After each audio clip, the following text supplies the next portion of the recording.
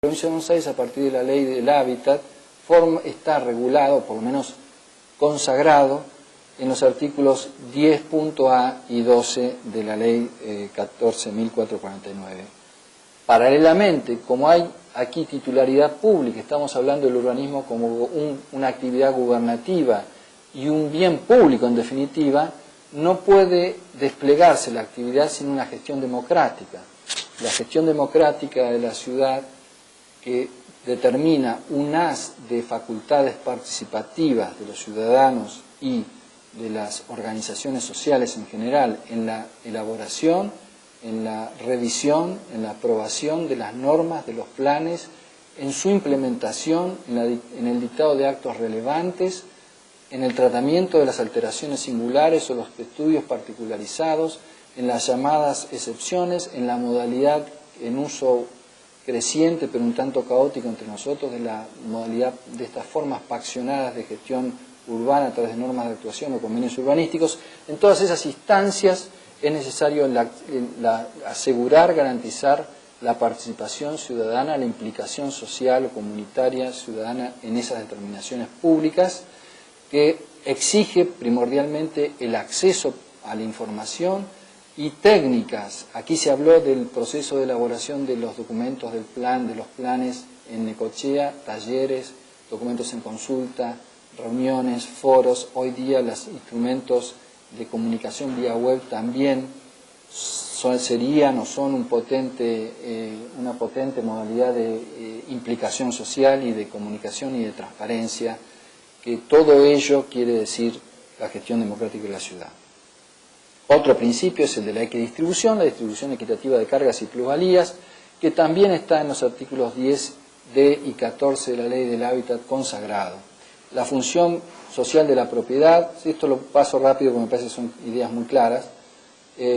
está prevista en esa cláusula que les mencioné de la Convención Americana de los Derechos Humanos en términos de la función social de los usos de la propiedad,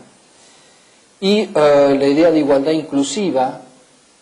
que fue trabajada jurisprudencialmente en estos precedentes americanos, también está expresamente consagrada entre nosotros, por ejemplo, en el artículo 31 de la Constitución de la Ciudad de Buenos Aires. Otro principio que tiene importante derivación práctica en un terreno que no vamos a analizar aquí, que es el de la responsabilidad del Estado, es el de la no indemnizabilidad de las regulaciones urbanísticas como principio, que en el Código de Urbanismo francés se consagró desde los años 70 como no indemnizabilidad de la servidumbre de utilidad pública. Eso califican lo que serían nuestras limitaciones al dominio del interés público urbanístico como servidumbres de utilidad pública, y esto fue objeto de algún tratamiento doctrinario relevante, pero nunca arribó a pronunciamientos descalificatorios por el Consejo Constitucional francés. Luego, otro principio es el de la compatibilidad entre las determinaciones territoriales y urbanísticas, tema que me gustaría tratar en algunos minutos cuando hablemos del contenido de los planes. Y otro de los criterios rectores o principios vienen dados por transferencia, digámosle así, o pase gratuito del derecho ambiental. Los principios precautorio, preventivo, de congruencia también, de accesibilidad jurisdiccional expandida, etcétera, que forman parte de la dogmática del derecho ambiental, no son bastante conocidos, por lo menos en el mundo del derecho, no voy a hacer referencia a ellos, suelen ser material aplicativo cotidiano por los operadores jurídicos cuando deciden casos urbanísticos, y de hecho nosotros en la Corte lo hemos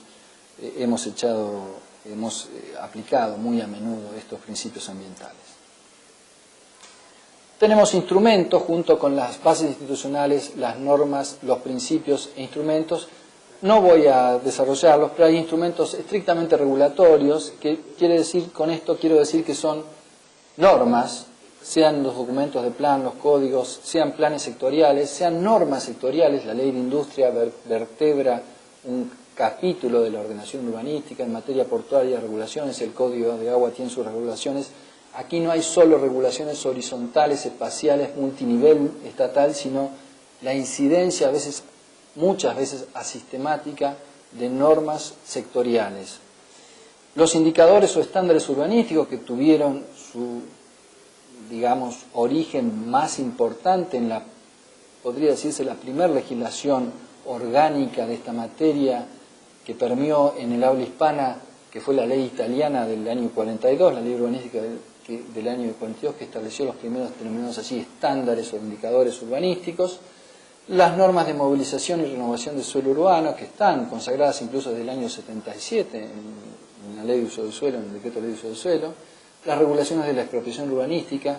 las potestades, ciertas potestades singulares que son instrumentos regulatorios paradigmáticos, por ejemplo el droit de préemption, o el derecho de prensado brasilero, el derecho, la potestad de compra preferente del código de planeamiento, del código urbanístico francés, que este sí fue motivo de debate constitucional en Francia y motivó alguna intervención de la Corte Constitucional, del Consejo Constitucional, descalificando la enunciación de derechos de pensión. Como ustedes saben, el derecho de pensión opera como un mecanismo de movilización y reserva de suelo preventivo, en virtud del cual en determinadas áreas, los SAC, las zonas de urbanización prioritaria, sería entre nosotros esto más o menos en términos franceses, se declaran los bienes radicados en esa zona como sujetos al derecho, que es más que un derecho subjetivo, es una potestad pública de compra preferente. No pueden ser enajenados o transferidos a terceros sin ofrecérselos para la adquisición al ente público, normalmente en Francia como el territorio está dividido en más de 30.000 municipios, casi un territorio equivalente, un poquito más, un poquito menos que la provincia de Buenos Aires, piensen ustedes. La planificación no es municipal, es intermunicipal. Hay una muy tradicional práctica asociativa y figuras reguladas, las comunidades urbanas, lo que sería en términos españoles la mancomunidad de municipios, el sindicat de común, las asociaciones de municipios constituidas para regular o aprobar los planes. Bueno, esas entidades locales gestoras y planificadoras determinan bajo ciertas pautas, ¿no?, que establece la legislación. Piensen ustedes que Francia es un Estado no compuesto, centralizado, y que la regulación proviene de distinto cuño,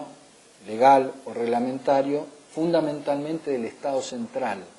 y se refunde en un texto que se denomina Código de Urbanismo, pero que es una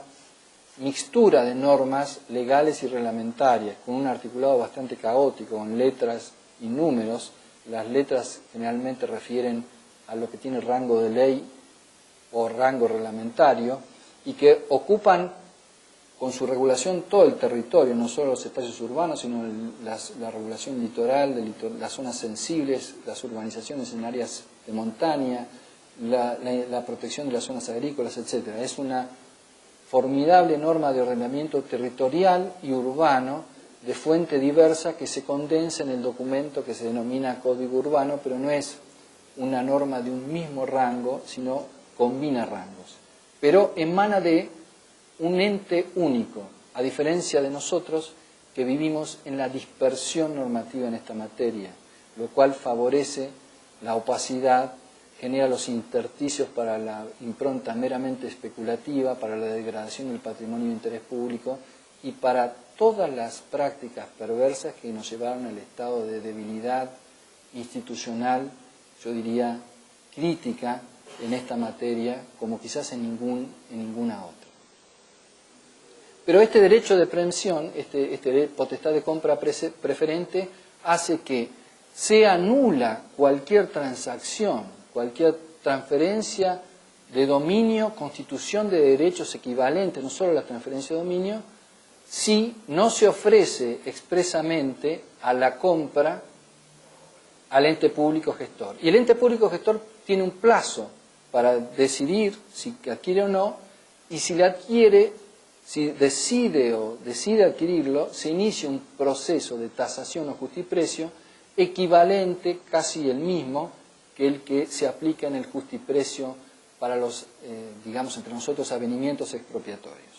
Es una forma muy interesante que trató de ser agregada al proyecto de ley del hábitat en la provincia de Buenos Aires, pero que tenía un inconveniente jurídico relevante a considerar, que es el mismo inconveniente que hoy está planteando el proyecto de ley de uso del suelo santafesino que se presentó el año pasado en la legislatura, tomando como base la ley del hábitat de la provincia de Buenos Aires, que es el siguiente.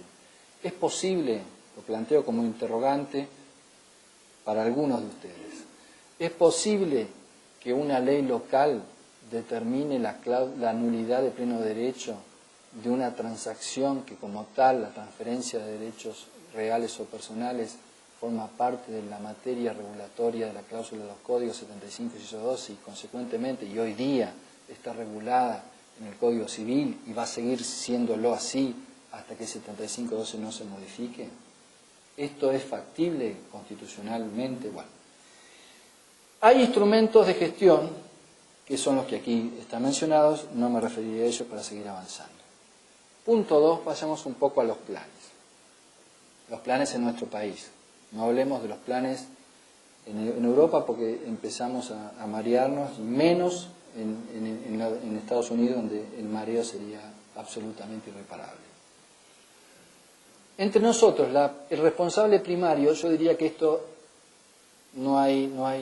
matices casi, el responsable primario, como incluso lo dice el artículo 74 de la Ley de Uso del Suelo, creo que es el 74, en la provincia de Buenos Aires, es el municipio. Y la expresión de los códigos, de las normas de zonificación, de los instrumentos preventivos de planificación, de limitación preliminar de áreas sería entre nosotros en la provincia de Buenos Aires, o equivalentes, los planes sectoriales, incluso en su mayoría los convenios urbanísticos, los programas de actuación, los programas sectoriales en determinados usos, por ejemplo, cuando había modas para excluir a los boliches bailables de la zona urbana, o cuando había modas de excluir, o modas o decisiones de excluir las estaciones de servicio de las zonas centrales, cuando habían determinaciones vinculadas con el alojamiento de las grandes superficies comerciales, todas esas determinaciones se aprueban por ordenanza municipal. Y entre nosotros no hay distingo categorial entre las ordenanzas, como en el orden nacional al menos, algunas constituciones provinciales tienen categorías de leyes, pienso, creo yo, que esto ocurre en San Luis, no sé si en la Constitución de San Juan. Como ocurre en el orden nacional en la provincia de Buenos Aires, salvo algunas leyes determinadas, la ley de la necesidad de la declaración de la reforma constitucional, o ciertas leyes que requieren iniciativa peculiar, las que modifican gastos en materia presupuestaria que requieren iniciativa del Poder Ejecutivo en la provincia de Buenos Aires, artículo 103, o la creación de tributos que requieren la iniciativa de impuestos, que requieren la iniciativa de la Cámara de Diputados en el orden nacional, o la alteración o la modificación del sistema de distribución federal o coparticipación federal que requiere como Cámara Iniciadora el Senado de la Nación. Bueno, salvo estas particularidades, las leyes como productos en sí son cada una igual que otra. Por eso cuando uno se piensa en el esfuerzo titánico de elaboración de codificaciones, se pregunta a veces, ¿no estamos perdiendo el tiempo? ¿No sería mejor regular institución por institución? La codificación no es una modalidad decimonónica de pensar el derecho. Los problemas no podrían resolverse uno por uno y estudiarlos exhaustivamente, los problemas de la procreación, los problemas de la multipropiedad, los problemas de responsabilidad del Estado, así como se resolvieron los problemas de la prehorizontalidad en su momento, los problemas del divorcio en otro momento. Digo, claro, el 75 inciso 12 alude a los códigos, pero la propia idea de la codificación tiene un valor, yo diría que hoy es más simbólico que técnico-jurídico, porque como ley, esa norma vale igual que la ley que declara en la Fiesta Nacional del Salame con sede en Mercedes o en Tandil, tiene el mismo valor institucional, digamos, porque en términos de derogabilidad, de quórum decisorio, de iniciativa legislativa, es el mismo. Pero dejando de lado esta salvedad y yendo al tema estrictamente municipal y de las ordenanzas, nos encontramos con que todas estas determinaciones urbanísticas territoriales que refería, se disponen por un instrumento que en términos del precedente de la Corte del año 89, de la Corte Nacional Promenade, es un instrumento cuasi legislativo o legislativo. Y como en el propio caso Promenade nos encontramos, la existencia de esta categoría ofrece problemas a la hora de pensar en la ordenación territorial como un proceso gradual, progresivo, multinivel de diálogo y adecuación interinstitucional. ¿A qué me refiero? Si aplicáramos la dogmática clásica de la agregación y sucesión de normas legales, la ley posterior deroga la anterior, la ley especial deroga la general, etc. Esos estándares que tuvieron cierta vida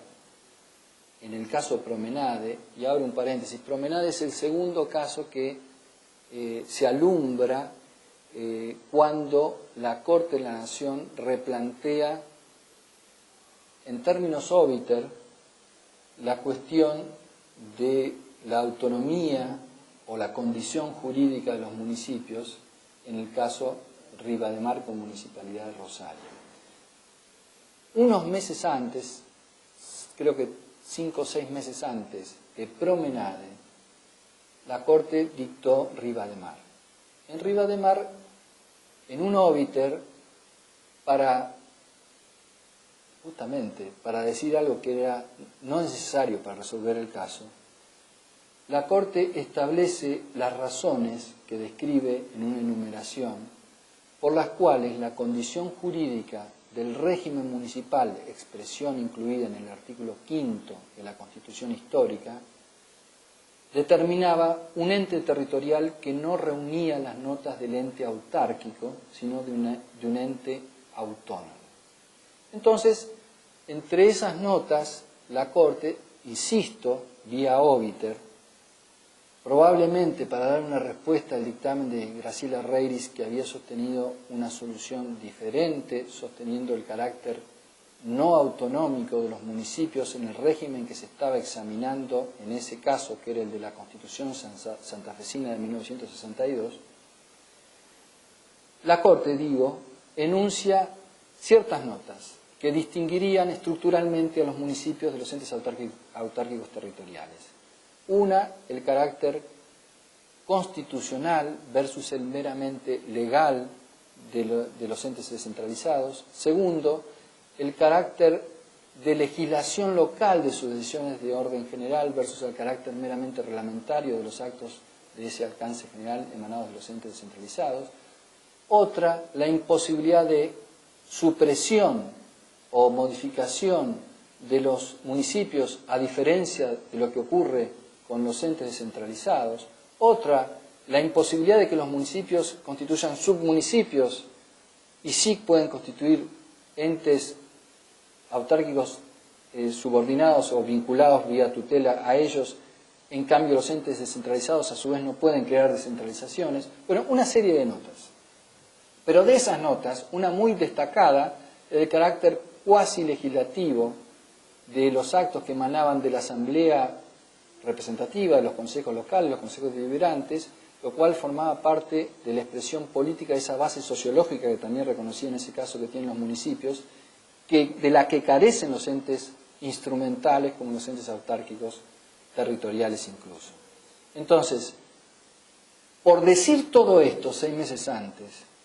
la Corte, y esto es un poco sociología jurídica, no es ni verdad, ni juicio de hecho, ni juicio de razón, es meramente olfato. Por haber dicho esto, tuvo la inercia conceptual que lo llevó a decir en Promenade que las ordenanzas de planificación, todas ellas, podían ser las generales y las particulares del mismo valor. Ya vamos a ver si podemos analizar el caso Promenade un poquito, cuál fue la implicación de esto. Pero lo cierto es que a partir de Promenade, y en la provincia de Buenos Aires más aún, con un texto bastante complejo de elucidar, como es el artículo 77 de la Ley Orgánica de las Municipalidades de hoy día, reformado por la Ley 13.101, que establece que las ordenanzas son ley en sentido formal y material, cuando quien tiene que decir lo que es ley no es el legislador, sino es el constituyente. Bueno, en ese panorama no debemos sino caer en la cuenta de que las ordenanzas en materia de planeamiento, como todas las ordenanzas, son instrumentos, por eso está entre comillas, legislativos. Y la singularidad estriba en los requisitos que creo que como exigencia de razón interna de esta materia hay que aplicarle a este tipo de ordenanzas. En primer lugar, hay requisitos de competencia. Obviamente, el Consejo Deliberante es quien debe expedirla, el proceso de formación de las ordenanzas no tiene ninguna singularidad en este tema, aun cuando, como veremos, dada la particularidad del régimen de aprobación, autorización, entre comillas, convalidación de estas ordenanzas urbanísticas que impone la ley de uso del suelo, el supuesto de intervención de autoridades en materia de ordenanzas urbanísticas es muy singular. Segundo, hay requisitos de procedimiento que están dados por cómo se sancionan una buena práctica en esta materia, aun cuando no estemos en presencia de ordenanzas en el sentido convencional, sino de leyes de la legislatura local, la porteña, es el que establece la Constitución de la Ciudad de Buenos Aires, que impone para toda la aprobación de normas en esta materia el sistema de la doble lectura, lo que supone una aprobación inicial, previo informe de los organismos técnicos o competentes, una apertura de un periodo de información pública, bien que bastante breve en esta materia, de 30 días en menos, y luego una aprobación final sobre la base de las recomendaciones, observaciones, peticiones o discusiones que se hayan generado en el periodo de información pública. Pero bueno, el régimen de sanción tiene algunas particularidades. En Francia requiere una muy pesada carga de participación pública, lo que se llaman las encuestas públicas allí, y de intervención de órganos de otros entes estatales, en fin. Pero el procedimiento, el régimen de sanción tiene muchas formas y requisitos sacramentales. Hay además requisitos estrictamente formales que tienen que ver con algunas regulaciones que establecen cómo debe estructurarse el plan, cómo juega la memoria o la justificación técnica o todos los documentos de diagnóstico, de modelos territoriales, etcétera, que van acompañando el documento, como si fuese la motivación o expresión de la causa del acto administrativo. Y esto juega hoy día en la fiscalización jurisdiccional que hacen los tribunales, sobre todo en el derecho europeo, de las determinaciones urbanísticas. Y luego están los problemas formales entre la documentación que es gráfica y la estrictamente articulada o numérica o en textos. Ha habido muchos problemas de inconsistencias y los tribunales, sobre todo en Francia, se dio, hasta llegó al Consejo de Estado francés varias veces, es decir, la última instancia administrativa de revisión, sobre qué prevalecía, si la documentación gráfica o el texto escrito. En fin, hay innumerable casuística en este punto. Luego hay requisitos de finalidad, que se puede escrutar, se puede verificar cuál es el fin público, porque la memoria de la documentación del plan debe tener su justificación, y esa justificación es lo que condensa el interés general urbano-ambiental que debe regir cada una de las determinaciones. Y se puede verificar su inconsistencia en algunos casos, porque el nivel de deferencia en esta materia depende de la densidad regulatoria. Hay requisitos de contenido. Por ejemplo, hoy día la dogmática de la ley de uso del suelo y su documentación de planificación está interferida por la ley del hábitat, que en el artículo 8, 44 y 45 establecen algunos condicionamientos, por ejemplo, la creación de zonas para los programas de integración sociocultural de barrios o de viviendas carenciadas, etc. Y luego hay requisitos de perfeccionamiento, que tienen que ver con lo que les hablé de la llamada convalidación o aprobación por autoridades de otro nivel. Este es un tema complejo. Simplemente voy a mencionar aquí una discusión que existe en el derecho comparado. Se plantea aquí, dado que la articulación de los documentos territoriales y de planeamiento supone una fase, planteémoslos muy esquemáticamente, esquemas o estrategias directrices o líneas, estrategias territoriales provinciales o regionales, planes sectoriales provinciales o regionales, planes, superemos las etapas, pero planes como documentos generales de ordenación municipal o metropolitana o intermunicipal, y luego planes sectoriales o de desarrollo o en espacios expectantes para una regulación por normas de actuación o convenio urbanístico, etc. Esta es la cascada hasta el acto aplicativo, hasta la factibilidad de grandes proyectos o hasta el acto del permiso de obra. Se asume racionalmente que entre todos estos niveles, multiniveles, como digo yo, de planeamiento, debe haber una relación de consistencia, pero no necesariamente de conformidad jerárquica de las normas, porque estamos articulando instancias decisorias de entes estatales, muchos de ellos dotados de autonomía regulatoria y de autodisposición territorial como manifestación de esa autonomía. Entonces, la relación nunca podría ser la que existe entre el general y el mayor, entre el cabo y el soldado o el recluta. Estamos hablando de un régimen que hace inviable la jerarquía y necesario una relación de compatibilidad o consistencia entre los documentos de planificación o las instancias de planificación, que se deben articular, como suele decirse, como cajas chinas o muñecas rusas. Ahora bien, la necesidad de establecer test de validez jurídica y de poder controlar los productos indica la conveniencia de que las relaciones de compatibilidad, que quiere decir que es válido aquello que no es contradictorio con una norma más general o superior, pero no necesariamente que es conforme a ella en términos de replicación del modelo. No sé si esto está claro después, en todo caso si podemos. Estas relaciones abiertas, que son las mismas relaciones mutatis mutandi que existen entre los principios base constitucionales y el desarrollo legislativo, dependen en términos de su validación, su test de control de legitimidad o validez constitucional, de la densidad normativa de la norma madre, de la densidad regulatoria de la norma madre. Por eso es tan importante que existan leyes propiamente tales de las legislaturas de uso de suelo con mínimos y con mínimos exceptuables y con bandas de mínimos. Por ejemplo, hoy día tenemos tamaño parcelario, ancho de parcela en la ley de uso del suelo y superficie parcelaria mínima en la ley de uso del suelo. Pero tenemos una norma que en ese tramo oficia de norma sectorial, como la ley del hábitat, que permite disminuir o exceptuar para regularizar barrios de vivienda precaria o para hacer subdivisión en términos de urbanismo social, como existieron muchas leyes de excepción que justamente levantaban las obligaciones mínimas de provisión de servicios para aprobar ampliación de núcleos urbanos en materia de ley de uso del suelo. Pero deben existir leyes que fijen esos mínimos y esos máximos, una vez hecho lo cual, allí tiene que haber relación de conformidad, no solo de compatibilidad, no solo de no contradicción, sino de conformidad plena. Los tamaños o las dimensiones parcelarias previstas en las documentaciones de los planes locales deben ajustarse a la ley de uso del suelo.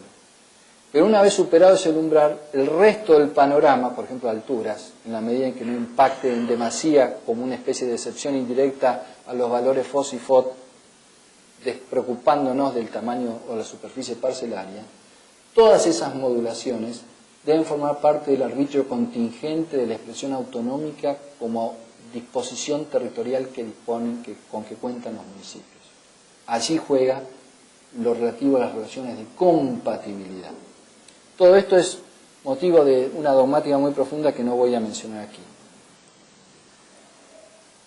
Vayamos a la elaboración de los planes. Habíamos dicho que como norma legislativa, pese a ser una norma legislativa, no es cualquier norma legislativa. No es sustancialmente cualquier norma legislativa. Puede serlo. Hoy día no está previsto, más allá de las fases que pasé, porque las asumo conocidas, las fases de agregación de la documentación de los planes o las etapas de planificación desde la delimitación preliminar de áreas hasta el plan particularizado. Creo que hoy día plan de ordenamiento no debe tener, o apenas debe tener, la mitad de los municipios de la provincia de Buenos Aires, pese a que la ley de uso del suelo se sancionó en el año 77. Así que están en el nivel de zonificación como reformas, probablemente el 40 o cerca del 50% de los municipios. Piensen lo que ha tardado el proceso de implementación de un régimen de planeamiento, por lo cual